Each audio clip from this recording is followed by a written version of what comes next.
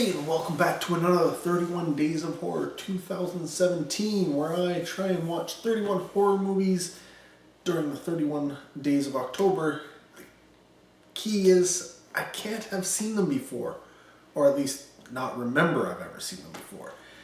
That rule does not apply to me. It does not apply to Leslie, no. She was out on the first film. But we are up to movie 8. Movie 8. No, 7.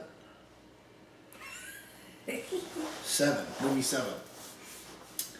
And the story behind this movie is, I was originally planning to do it for this year's 31 Days of Horror. But then we started looking for houses, and then got a house, and we moved. So I had put that off to next year. But then, Toronto After Dark Film Festival decided that they were going to put the latest sequel to this franchise in the festival. Yeah, and I'm like, I didn't even know that, I just thought it was a regular movie, right? And then when I was reading the thing, I was like, wait a minute, there's more of these? Like, should we see the other ones first? And it's a good thing, because I generally don't look at the lineup for the festival. And so she did, and she's like, like she just said. And so I was like, well, I have 1 or 2 of those. No, I had 2. The second. The second one. Not 2 of the movies, I only had 1.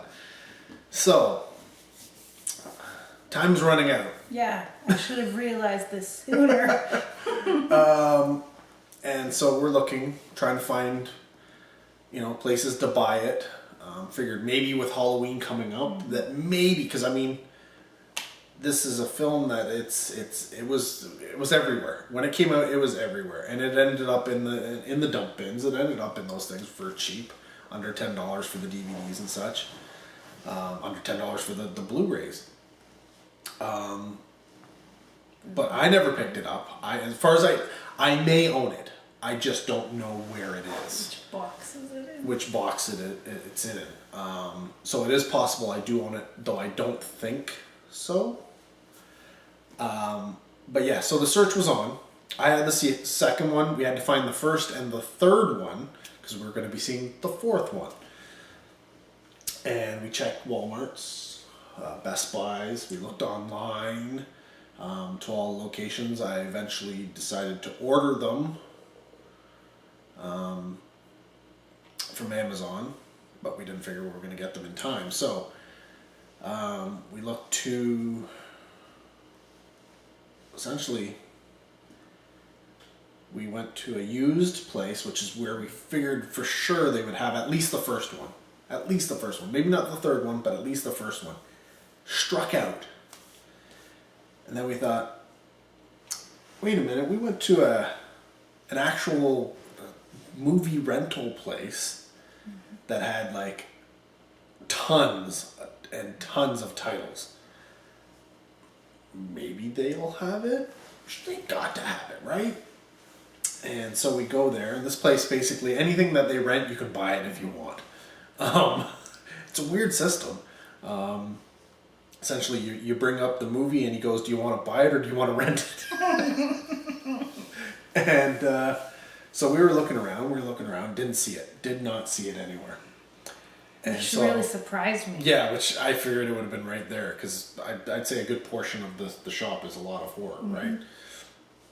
Or horror, or thriller, or yeah. I mean, it's been subcategorized all over the place, but there's strictly horror and a big horror section of new stuff that's kind of new, and then there's old stuff. And then there's like I said, thriller sections and natural disaster sections and all sorts of different things.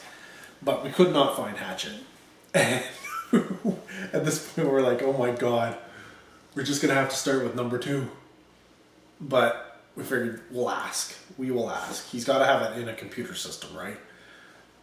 And so we asked, and he's like, yeah, I've got the first one. I've got the first and the second one.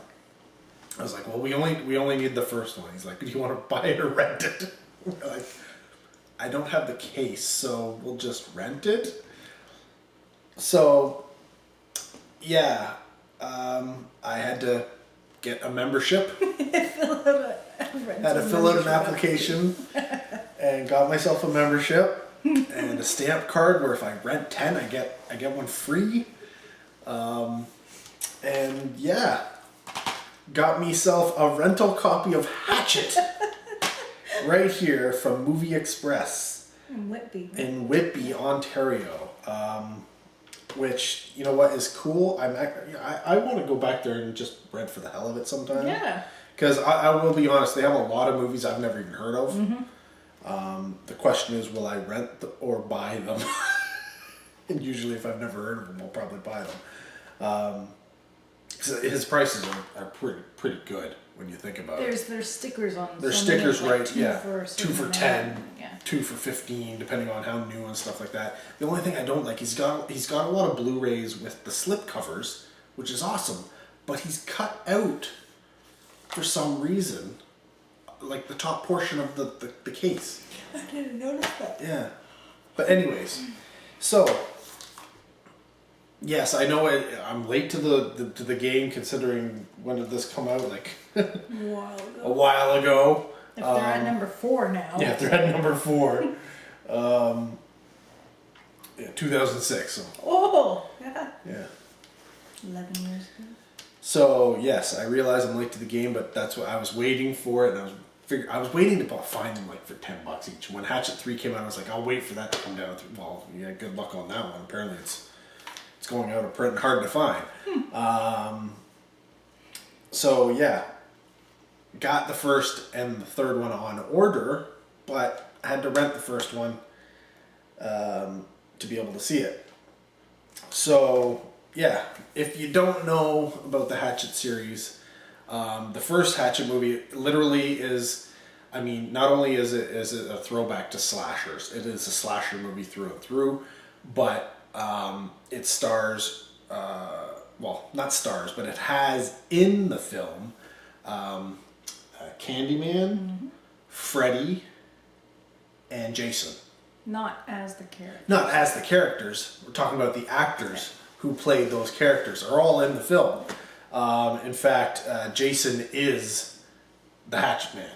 He is also the bad guy in the film. And he actually has 2 roles. That's Kane Hodder. He plays the father. And then he also plays the son as the deformed, all in prosthetics, so you don't even know it's him. But I get why they needed somebody who was gigantically huge, and Kane Hodder's gigantically huge.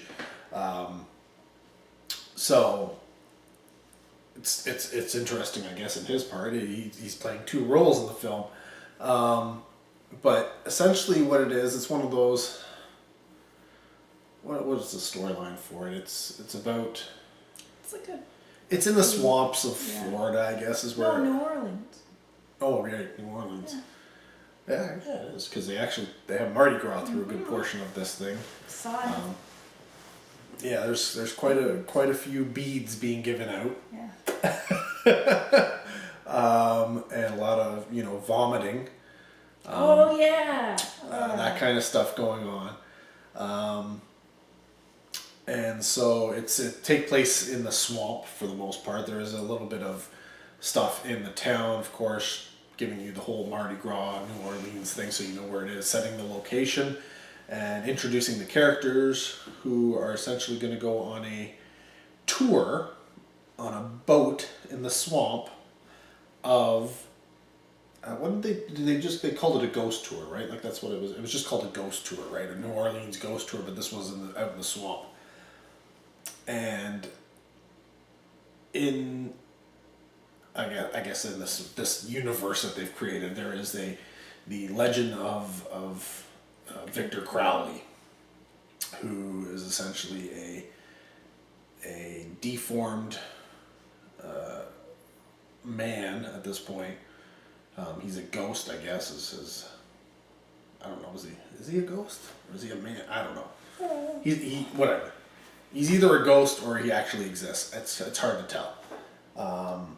But there's the legend, and so there is this whole backstory about his father and, you know, trying to raise this kid.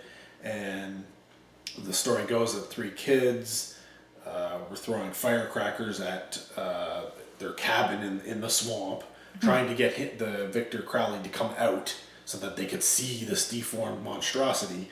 And unfortunately, they lit the cabin on fire. And while the father was trying to go save his son, he essentially puts a hatchet right into his face and kills him. So the legend goes. But apparently, this Victor Crowley has come back and he kills people in the swamp. So the swamp is technically closed. So they know there's a creature or something out there killing people, and their way of dealing with it is to just say, nobody's allowed out there. Yeah. So technically there aren't supposed to be any of these tours going on, but hey, you know, it's, if you're going to make money, you're going to do it, right? So there's a young Asian man who essentially rounds up all these tourists and such, including a porn crew. I don't know. Like, it seems so out of place, but yeah. So there's a guy with two women, and he's essentially shooting a porn, and they're going on this ghost tour, and they're gonna shoot the porn on the ghost tour. Whatever, that's it. So this is just I guess a way to get nudity into the movie, more nudity into the movie, and give you more people to kill off. Because yes, once they get out into the swamp, you know what happens.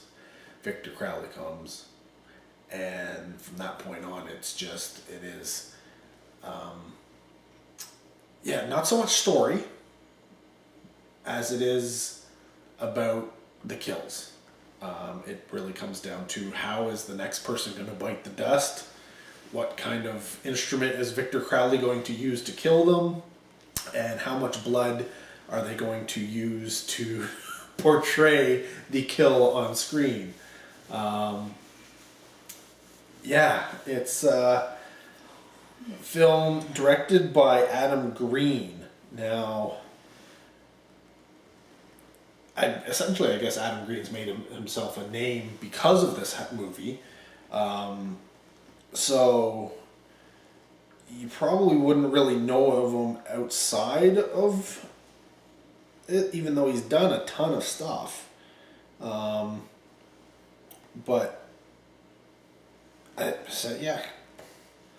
Coffee and Donuts was the only thing he had done before this. So then he came out and did Hatchet, and he's done a slew of other things, including the sequels. Since then, some TV movies, a lot of shorts. He eventually did Frozen, which I really liked. I thought that was a great concept. I think he wrote it as well. But the people trapped on the ski lift. And Chillerama. There's a whole bunch of Digging Up the Marrow.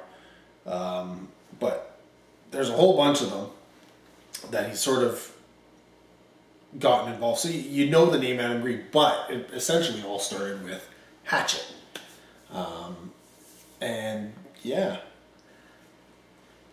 Lo and behold, I was surprised that Leslie is a Hatchet fan.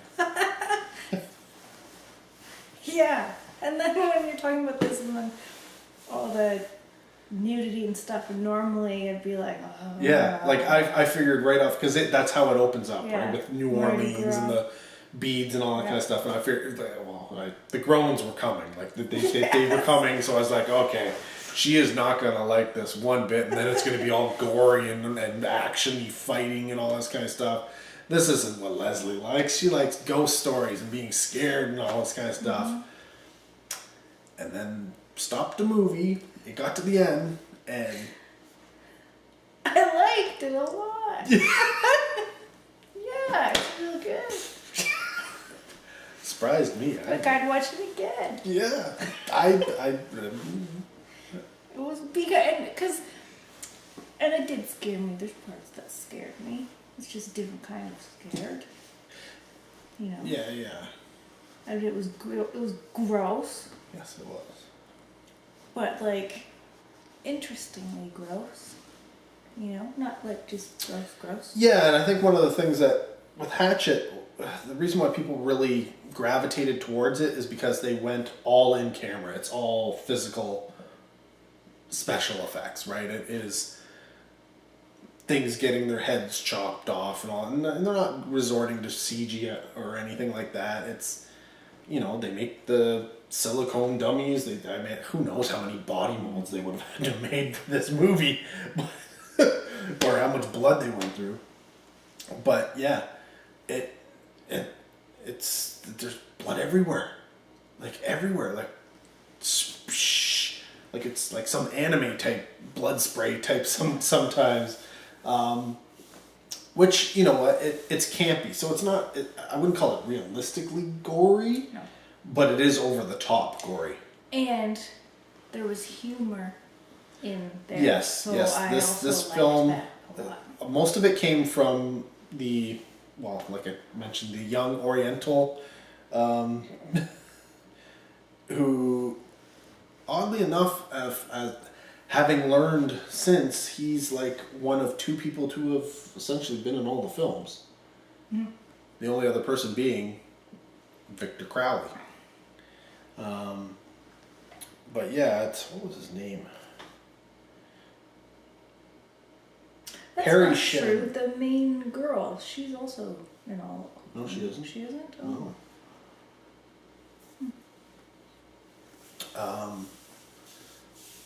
Yeah, Perry Shen, who, it's, he was, what was he? He was a guy from, where is he, Boston, or I don't know where he was, but he was putting on this fake Chinese accent, you know, to try and do this whole, sort of like an Egg Shen, Big Trouble in Little China tour guide thing going on, and, you know, essentially put on a show of sorts for the tourists.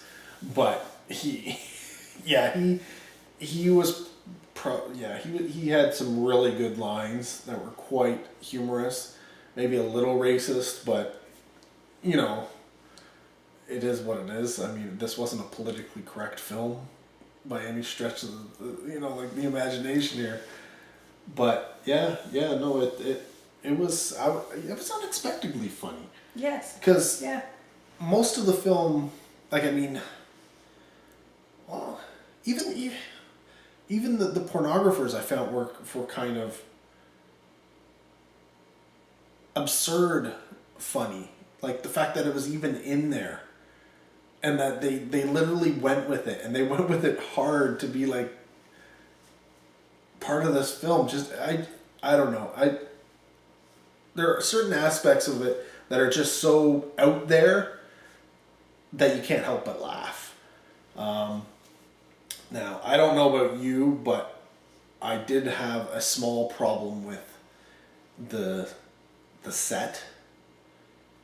I have a feeling it was all like, I mean, there's obviously stuff shot in outdoors in New Orleans and all this kind of stuff. Mm-hmm. But the swamp itself seemed fake a lot of the time. You know? It didn't bother me. No, I don't know. It just seemed like it wasn't real.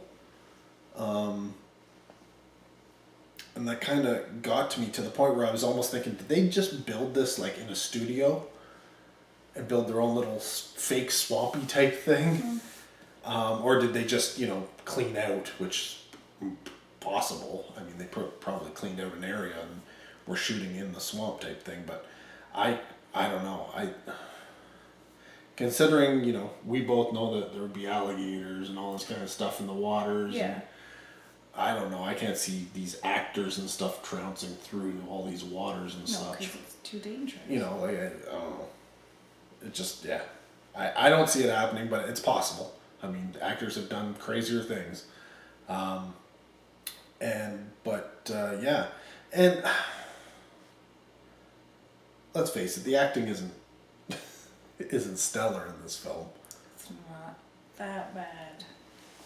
No, it could have been worse. But I did Worse. think that what would she be called? The blonde bimbo of the porn crew.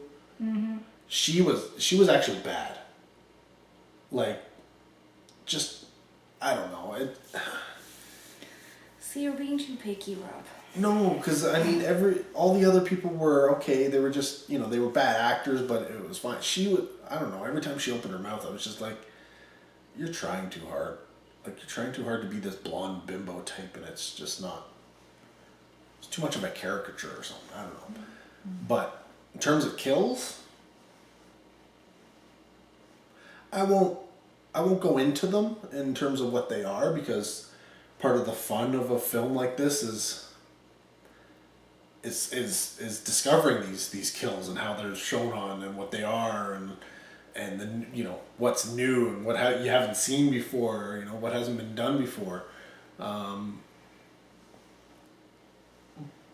I'll say there are a couple that are more original than I was expecting, but for the most part, it's standard hack and slash type kills.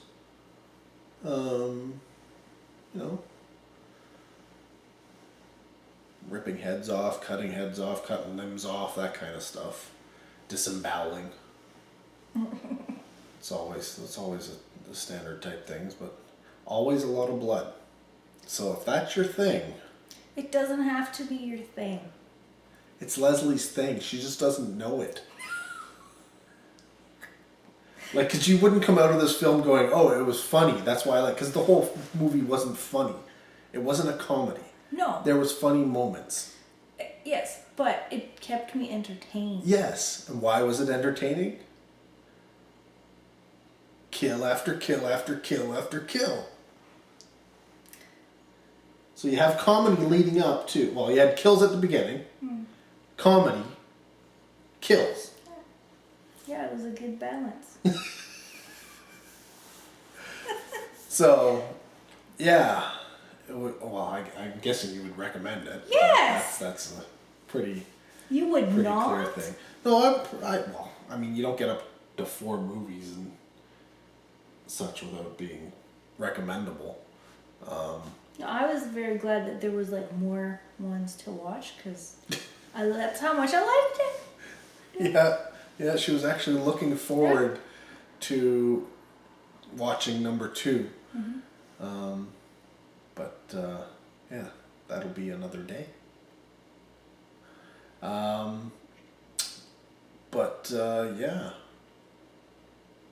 Rating. Would you give it a rating? Out of what? Oh, 5.